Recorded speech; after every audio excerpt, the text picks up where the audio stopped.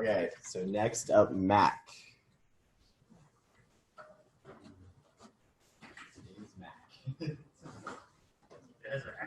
Okay, Also, there's pizza at the back, which is awesome. What? I'm sorry.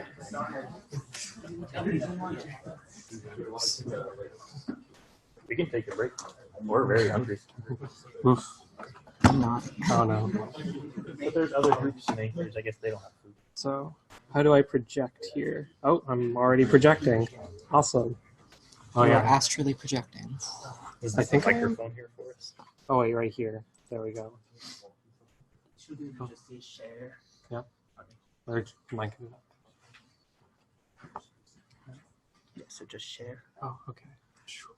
And then whatever you want to share, you can share your whole screen if you want. Yeah, screen.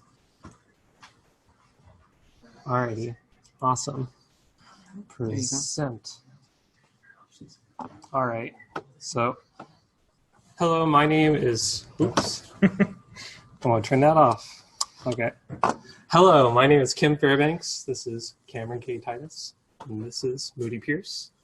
And our game was Dipper the Puffin, a Metroidvania style platformer. And so, if you want to go over the initial idea. I wasn't really involved. Our initial idea, we have this game dev club every Sunday, 1 o'clock, Duck Ring 5:35. If you guys want to go, it's pretty fun. So our initial idea, you heard, bank robbing, got axed. Our next idea, Oregon Trail style game. You survive a winter storm in Fairbanks. We were working on it. We're like, this is a fun idea. It'll be cool, but we really wanted to pivot, as you can see. And So we pivoted. So we pivoted to a platformer because the idea is probably a little more fun and less dire than, dying in a winter storm. But anyways, that means less systems for us to really program, and also it gives us the opportunity to implement Metroidvania style exploring. So kind of like if anyone's played Super Metroid, this is the map of Zebes. And also on the bottom left corner, there's Cave Story, which a lot of our style kind of comes from. Yep. And so the tools we used were Unity, the game engine, and Krita for art. Both are free, and that's also very good because we didn't want to spend any money on this. And so, yeah, the nice thing about Unity and why we chose Unity is because there's so much already built into it in the first place. And so, also, sorry, I wanted to show off our design doc, which is this lengthy little doc that got created that shows some examples from other games of what exactly we wanted to implement.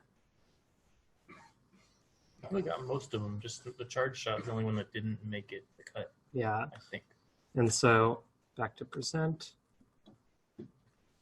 And so if you want to go over the story.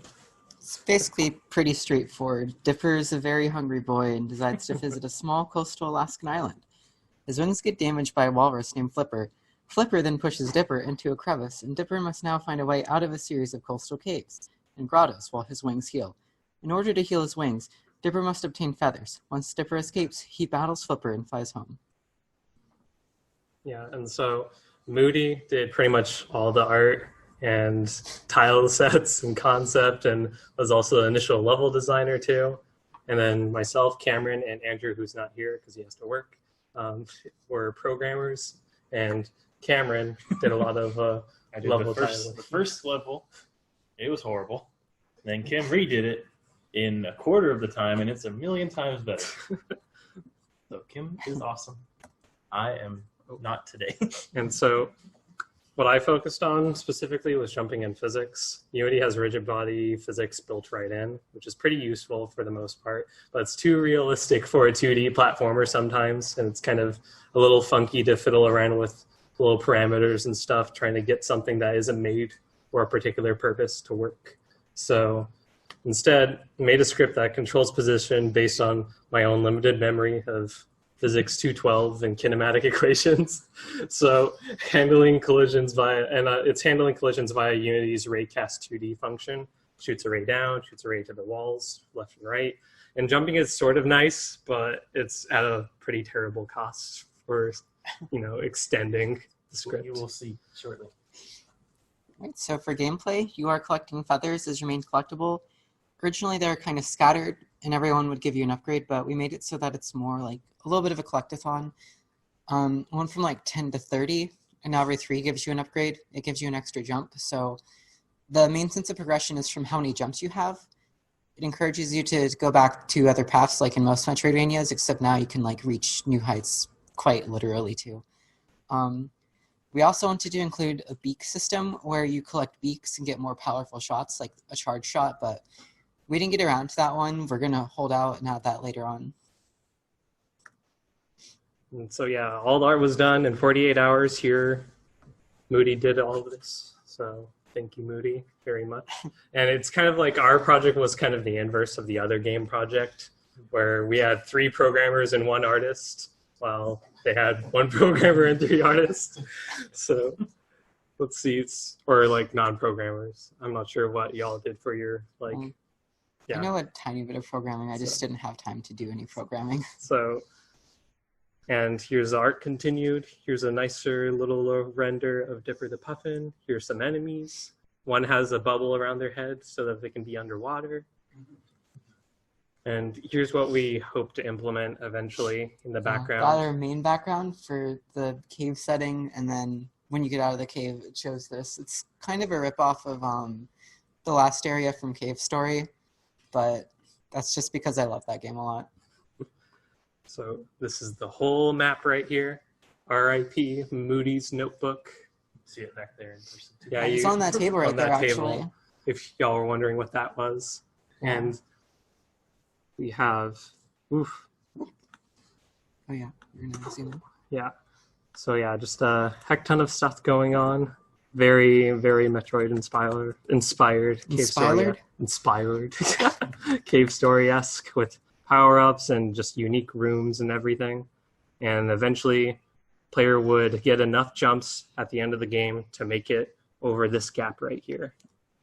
So at the start of the game, you just spawn at this X over here, and then you fall down into like the center area, and you have these 4 paths. But then when you get enough jumps, you can just simply fly out, and then you're out of the cave, and then you are, where'd it go? You just travel like along, and now you're like over the entire setting of the game, and you work your way down over here. I am blocking a boss battle thing, and then after the boss battle, there's a Flappy Bird segment where you escape.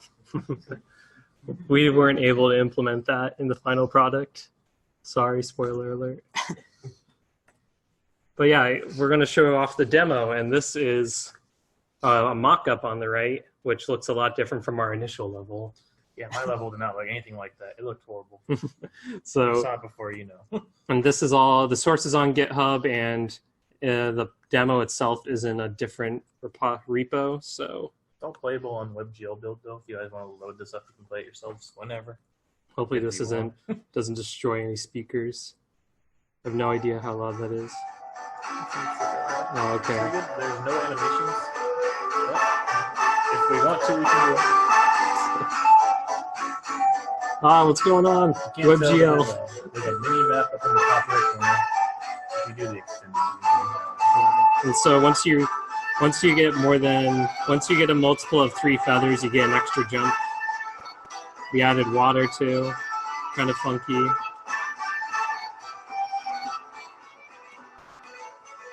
There's that dog again. Oh yeah. Yes, the shots are in fact a little beaks. Just thinking about adding something where his beak actually comes off while you're shooting, but it just seems a little too morbid. Don't look too hard at flipping. There we go.